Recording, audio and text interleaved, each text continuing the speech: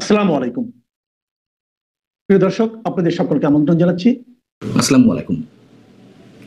প্রধান উপদেষ্টা ডক্টর মোহাম্মদ ইউনূস আবারও একটু একটু করে সুর বদলাচ্ছেন। আবার শোনা যাচ্ছে যে তিনি পদত্যাগ করতে পারেন। কবে নাগাদ পদত্যাগ করতে পারেন? যদি কিনা নির্বাচনে সত্যি সত্যি তার যে দল এনসিপি এবং জামায়াতে ইসলামী অংশগ্রহণ না করে, তাহলে তিনি পদত্যাগ করতে পারেন। এখন এই পদত্যাগ করতে পারেন, এটি কি তার হুঁশিয়ারি থাকবে, এক ধরনের হুমকি, আমি পদত্যাগ করলাম বা করব, নাকি সত্যি সত্যি করবেন আমরা জানি না। যদিও তার পদত্যাগে আমাদের কিছু যায় আসে না। এখন এই বিষয়টি আলোচনায় এসেছে কিভাবে? এবি পার্টির সাধারণ সম্পাদক ব্যারিস্টার আসাদুজ্জামান ফুয়াদ একটি টেলিভিশন টক শোতে মন্তব্য করেছেন যে এনসিপি এবং জামাত ইসলামী যদি নির্বাচন না যায়, তাহলে তিনি পদত্যাগ করতে পারেন বা হুমকি দিতে পারেন। তার এই ধরনের হুমকি বা নাটক এর আগে আমরা দেখেছি। যেহেতু এনসিপি এবং জামাত ইসলামী একই সুরে তারা বলে আসছে, ঘোষণাপত্র তাদের মনোভূত হয়নি, বা বিচার এবং সংস্কার যদি দৃশ্যমান না হয় এবং মৌলিক সংস্কারগুলো যদি না হয়, তাহলে তারা নির্বাচনে যাবে না। এবং ফেব্রুয়ারিতে তারা প্রধান উপদেষ্টা যে একটি সম্ভাব্য সময়সীমা ঘোষণা করেছেন, সেটিও তারা অ্যাকসেপ্ট করছে না। তো এইসব জায়গা থেকে হতে পারে আমরা ডক্টর মোহাম্মদ ইউনূসের নাটক দেখে দেখে অভ্যস্ত, এবং তিনি যে সুর চেঞ্জ করেছেন নির্বাচন নিয়ে, সেটিও একটু বলি আপনাদেরকে। সিঙ্গাপুর ভিত্তিক টেলিভিশন সিএনএ, এই সিএনএ কে তিনি একটি সাক্ষাৎকার দিয়েছেন, এবং সেই সাক্ষাৎকারে কি বলেছেন তাও নিশ্চয়ই আপনারা লক্ষ্য করেছেন। তিনি বলেছেন যে যদি শুধু নির্বাচন দিয়ে শুরু করি, তাহলে সংস্কার এবং বিচার আর করা যাবে না। নির্বাচিতদের হাতে সব ক্ষমতা চলে যাবে এবং আমরা আবার সেই পুরনো সমস্যায় ফিরে যাব। 5 আগস্ট গণঅভ্যুত্থানের বর্ষপূর্তির দিনে তিনি যে জাতির উদ্দেশ্যে ভাষণ দিলেন, সেখানে তিনি কি বলেছিলেন? রীতিমতো ঘোষণা দিলেন 2026-এর রোজার আগে নির্বাচন অনুষ্ঠিত হবে, এবং সেইভাবে নির্বাচন কমিশনকে তিনি নির্দেশ দিলেন সবকিছু আয়োজনের। এবং ওই সময় আমি মন্তব্য করেছিলাম, 13ই জুন লন্ডন বৈঠকে তারেক রহমানের সঙ্গে ডক্টর মোহাম্মদ ইউনূসের যে বৈঠক হলো, তারপরে যে যৌথ সংবাদ সম্মেলন বিএনপি এবং সরকারের পক্ষ থেকে, সেখানে সরকারের জাতীয় নিরাপত্তা উপদেষ্টা ডক্টর খলিলুর রহমান বলেছেন, মৌলিক সংস্কার করার পরে এবং বিচার দৃশ্যমান হওয়ার পরে, মানে এগুলো যদি হয় তাহলে ফেব্রুয়ারিতে নির্বাচন। ইফ বাট কিন্তু ইত্যাদি ইত্যাদি তার সাথে ছিল, সেখানেও আমরা সংশয় প্রকাশ করেছিলাম। বিএনপি তাতেই ডগমগ খুশিতে। পরবর্তীতে কি হলো? সরকারি কর্তা ব্যক্তিরা, প্রধান উপদেষ্টা, প্রেস সচিব থেকে শুরু করে আরো সবাই এই একই ঢোল বাজাতে লাগলেন। আর বিএনপির পক্ষ থেকে একেবারে নির্দিষ্ট করে বলা হলো, হ্যাঁ প্রধান উপদেষ্টা বলেছেন যে ফেব্রুয়ারিতে নির্বাচন হবে। আসলে তা বলেননি, যেটা সত্য কথা। কিন্তু বিএনপি তাতেই খুশি। আচ্ছা, খুশি হওয়ার পরে বিএনপি সরকারের একচেটিয়া সমর্থন দিয়ে যাচ্ছিল, এবং 5 আগস্টে তিনি এ ধরনের কোনো শব্দ উচ্চারণ করলেন না। জাস্ট 10 দিনের মাথায় এসে 15ই আগস্ট আমরা যেটা জানতে পারলাম যে তিনি সিএনএ কে বক্তব্য দিয়েছেন। এবং এর মধ্যে আবার জাতীয় ঐকমত্য কমিশনের মেয়াদ বাড়ানো হয়েছে, ঐকমত্য প্রতিষ্ঠা হয়নি, কিভাবে জুলাই সনদ বাস্তবায়ন হবে বা এর আইনগত ভিত্তি থাকবে কিনা। সিএনএ কে তিনি আবার বলছেন, খেয়াল করুন, নির্বাচন যদি বৈধ না হয়, তাহলে তো আয়োজনের কোনো অর্থ নেই। আহা, এই কথার অর্থ কি? নির্বাচন যদি বৈধ না হয়, বৈধ বলতে তিনি কি বোঝাচ্ছেন? আমাদের এত সংস্কারের প্রয়োজন নেই, নেই, একটা নির্বাচন দিন, এটি অনিবার্য এখন এই মুহূর্তে। বৈধতার সংজ্ঞা তিনি কিভাবে দিবেন? একটা অবাধ, সুষ্ঠু, নিরপেক্ষ নির্বাচন, অংশগ্রহণমূলক নির্বাচন, সেটি তো সম্পূর্ণ বৈধ একটি নির্বাচনের রূপ নেয়। এখন তিনি কি আওয়ামী লীগের অংশগ্রহণের কথা বলেছেন, ইঙ্গিত দিতে চেয়েছেন? অবশ্যই অংশগ্রহণমূলক নির্বাচন ছাড়া সেটি আসলে কোনো ন্যায়সঙ্গত ভিত্তি থাকে না। তার তো আর দেওয়ার কথা নেই, তাই না? মানে সেই সাহসটা তার নেই যে আওয়ামী লীগকে নিয়ে নির্বাচন তিনি করতে চান, সেই মনোভাব প্রকাশ ঘটাবেন। আচ্ছা, যখন 13ই জুন বৈঠকের পরে 5 আগস্ট আবার এই ঘোষণা দিলেন, তখন বিএনপি ডুগডুগি বাজাতে শুরু করলো, এবং আবারও সরকারের সবকিছুতে সমর্থন দিয়ে দিল। যখন সরকারের একাধিক উপদেষ্টা কিংবা কারো কারো মতে 8 উপদেষ্টার ভয়ঙ্কর সব দুর্নীতির অভিযোগ রয়েছে, প্রমাণপত্র রয়েছে, এমন সব আলোচনা এলো, তখন বিএনপি বলল, না, সততার সঙ্গে সরকার কাজ করছে, এই সরকারের সবাই সৎ। বিএনপি এমনভাবে তাদের বক্তব্য উপস্থাপন করলো যেন এই সরকার পুত পবিত্র। এখন ডক্টর মোহাম্মদ ইউনূস যে কথাবার্তাগুলো বলছেন, যে আশ্বাসগুলো দিচ্ছেন, তার প্রতি অন্তত দেশের বড় একটি অংশের কোনো ধরনের কোনো আস্থা নেই, কোনো ধরনের সমর্থন নেই, ভরসা নেই। এই যে যেমন 5 আগস্ট থেকে 15 আগস্টের মধ্যে 10 দিনের মাথায় তার সুর চেঞ্জ করে ফেললেন। শুরু থেকে বলে আসছি, নির্বাচন এই সরকারের অধীনে হবে না, অথবা এই সরকার দিবে না, শুরু থেকে একেবারে বলে আসছি। কিন্তু বিএনপি সেই বক্তব্য, মানে প্রধান উপদেষ্টা এইসব বক্তব্যকে সামনে রেখেই তারা সামনে এগোতে যাচ্ছে। এবং এর সাথে আর একটা কথা বলে রাখি, আগেও বলেছি, আইন শৃঙ্খলা পরিস্থিতির যে অবস্থা, এটি আরো মানে চরম অবস্থায় যাবে, আরো খারাপ হবে।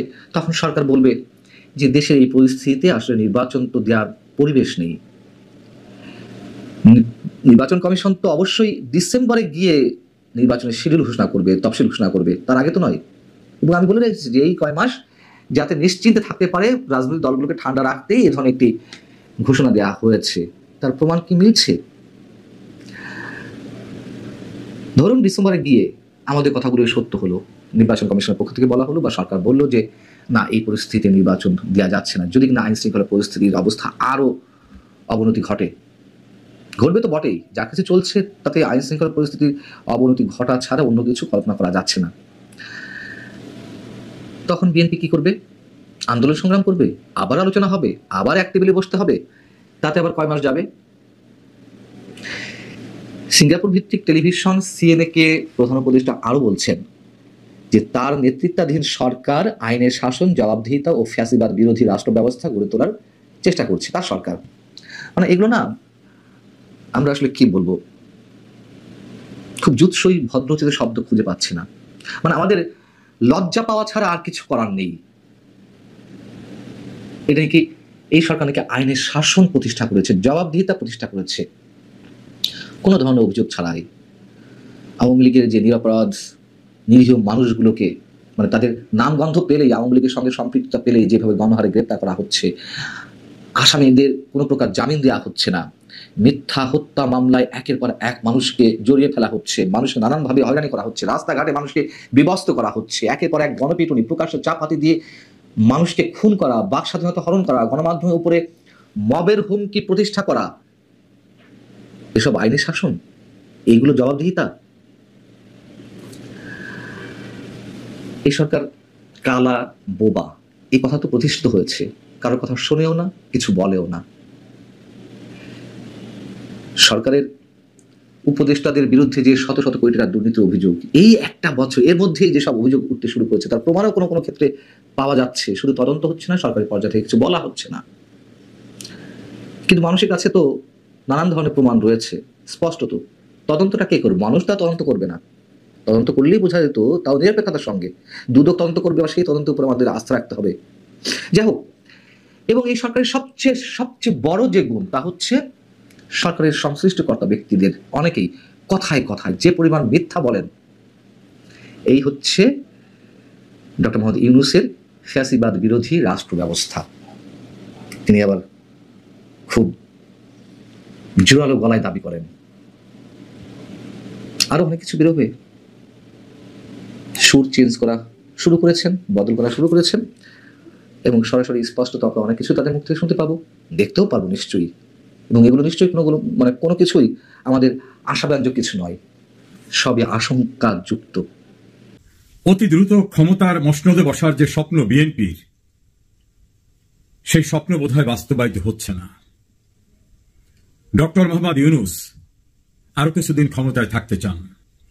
এভাবেই তার একান্ত কোর কমিটিতে আলোচনা হয়েছে বলে একটি দায়িত্বশীল সূত্র জানিয়েছে। অনেকগুলি কারণ।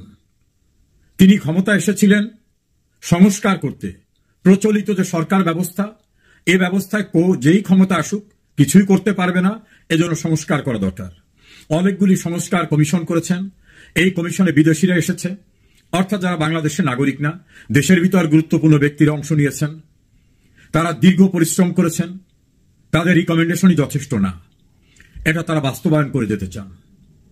এ কারণেই লন্ডনের চাথাম হাউসে বিবিসির সাংবাদিক যখন তাকে প্রশ্ন করলেন যে নির্বাচিত সরকারের জন্য কি আপনি কার্যক্রম রেখে যাবেন না, জবাবে তিনি বলেছিলেন না, তাদের জন্য রাখা যাবে না।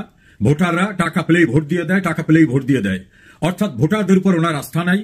একইভাবে ভোট পেয়ে যারা আসবে তাদের উপর ওনার আস্থা নাই। এটা উনি বিবিসির সাংবাদিকের কাছে বলার পরে বিব্রতকর অবস্থায় পড়েছিলেন ওনার সহযোগীরা, কিন্তু কথাটা কিন্তু উনি প্রকাশ্যে বলে ফেলেছিলেন যে ভোটারদের উপর ওনার আস্থা নেই। দ্বিতীয় হচ্ছে, মানুষ ওনাকে কেন এনেছে? ওনাকে এনেছে সংস্কার করে, প্রচলিত সরকার ব্যবস্থার পরিবর্তন করবেন, এটাই ওনার পক্ষ থেকে জোরালো বক্তব্য। তো সেটাই যদি উনি করতে না পারেন, তাহলে শেখ হাসিনা ক্ষমতায় থাকা, খালেদা জিয়া থাকা বা অন্য কেউ নতুন করে আসা, তাহলে পার্থক্যটা কি হলো? ছাত্র এবং জনতার যে প্রত্যাশা সেটা তো পূরণ হবে না। সে কারণেই সংস্কারটা তাকে করে যেতে হবে। আর সংস্কার করতে গেলে তাকে সময় দিতে হবে। হঠাৎ করেই করা যায় না। প্রশাসনের সর্বত্র শেখ হাসিনা আমলের আমলারা, পুলিশ, আর্মি বিভিন্ন জায়গায়, ফলে সব কিছুকে ঢেলে সাজিয়ে তার নতুন করে কিছু করতে হবে। এই করার সঙ্গে আরো যুক্ত হয়ে আছে তিনি যাদের আশীর্বাদে বিস্তৃত করেছেন নিজের শাখা প্রশাখাকে, তাদেরও তো কিছু চাওয়া পাওয়া আছে। আমেরিকার বর্তমান সরকারি দলের সঙ্গে তার সম্পর্ক না থাকলেও সেখানে তার লবিস্ট রয়েছে। তাদের জন্য তিনি কি করতে পারলেন? কারণ আমেরিকার স্টেট ডিপার্টমেন্ট এখনো বাংলাদেশের ভয়ঙ্কর পরিস্থিতিকে সম্পূর্ণরূপে উপেক্ষা করে ইউনুস যাতে সুবিধা পায় সেরকম ভাবে রিপোর্ট দিচ্ছে। তাদের মানবাধিকার কমিশন জাতিসংঘের, সেটাও তাদের নিয়ন্ত্রণে। তাদের দিয়ে যেভাবে যা করা দরকার সেভাবে তারা সেটা করাচ্ছেন। তাদের ব্যাপারটা ফয়সালা না করে উনি কিভাবে প্রস্থান করবেন? সেগুলো তো এখন ফয়সালা হয় নাই। দেশের ভিতরে একটা বেজ, সেন্ট মার্টিন, পোর্ট, এগুলো তো এখনো ফয়সালা হয়নি। আরো আনডিসক্লোজড কিছু ফ্যাক্টস রয়ে গেছে, সে বিষয়টাও ঝুলে আছে। তড়িঘড়ি করে এটা শেষ করা যাচ্ছে না। অন্যদিকে এখন যে প্রশাসন আছে, এখন যিনি মহামান্য রাষ্ট্রপতি, যিনি সেনাপ্রধান, এদের উপর ওনার আস্থা নেই। সে কারণেই দায় ঠেকা গোছের ন্যূনতম সম্পর্ক রেখে উনি চলছেন। তাদের কিভাবে সরিয়ে দেওয়া যায় এটা নিয়েও নাকি তার ঘনিষ্ঠ পরিবেশে আলাপ আলোচনা হয়েছে। কারণ এই রাষ্ট্রপতি সব অধ্যাদেশে স্বাক্ষর নাও করতে পারে। সেনাপ্রধান জোরালোভাবে বলছেন নির্বাচন হতে হবে, নির্বাচিত সরকারের মাধ্যমে জাতীয় সিদ্ধান্ত নিতে হবে। এগুলি ইউনুস মহলে খুব ভালোভাবে নেয়নি। ফলে তারা মনে করে এমন কেউ থাকা উচিত যেটা জি হুজুর, ইয়েস হুজুর, এভাবে সবকিছুতে ডিটো মারবে। তা বোধহয় বর্তমান রাষ্ট্রপতি এবং বর্তমান সেনাপ্রধানকে দিয়ে সম্ভব হচ্ছে না। এরকম একটা উষ্মা তাদের ভিতর কাজ করছে। তাদের যদি সরাতে হয় তাহলে কি প্রক্রিয়ায়? তাদের বারবার যদি অপমান করা হয়, যেমন রাষ্ট্রপতিকে একেবারে উপেক্ষা করা হয়, সেনাপ্রধানকে যদি গুরুত্বপূর্ণ বিষয়ে শেয়ার করা না হয়, তাহলে একটা সময় এরা নিজেরাও চলে যেতে পারে। আর চলে যেতে না চাইলে বিকল্প কি পথ আছে, সে পথগুলো খোঁজার জন্য তার থিঙ্ক ট্যাঙ্করা কাজ করছেন দেশে এবং দেশের বাইরে। বিএনপিকে বোঝানো হচ্ছে তোমাদের যারা প্রধান রাজনৈতিক শত্রু তাদের তো ছাড় দিচ্ছি না, সেই গোপালগঞ্জে পর্যন্ত অ্যাকশন নিয়েছি। 15 আগস্ট 32 নম্বরে আশপাশে কেউ যাতে আসতে না পারে কঠোর ব্যবস্থা নিচ্ছি। বেগম খালেদা জিয়াকে জন্মদিনের শুভেচ্ছা পাঠাচ্ছি ফুল দিয়ে, অথচ 32 নম্বরে কাউকে ঢুকতে দেওয়া হচ্ছে না। কেউ যেতে চাইলে তাদের কঠোর ব্যবস্থা নেওয়া হচ্ছে। তোমার রাজনৈতিক প্রতিপক্ষকে তো আমরা বিনাশ করে দিচ্ছি, একটু ধৈর্য তোমরা ধরবে না কেন?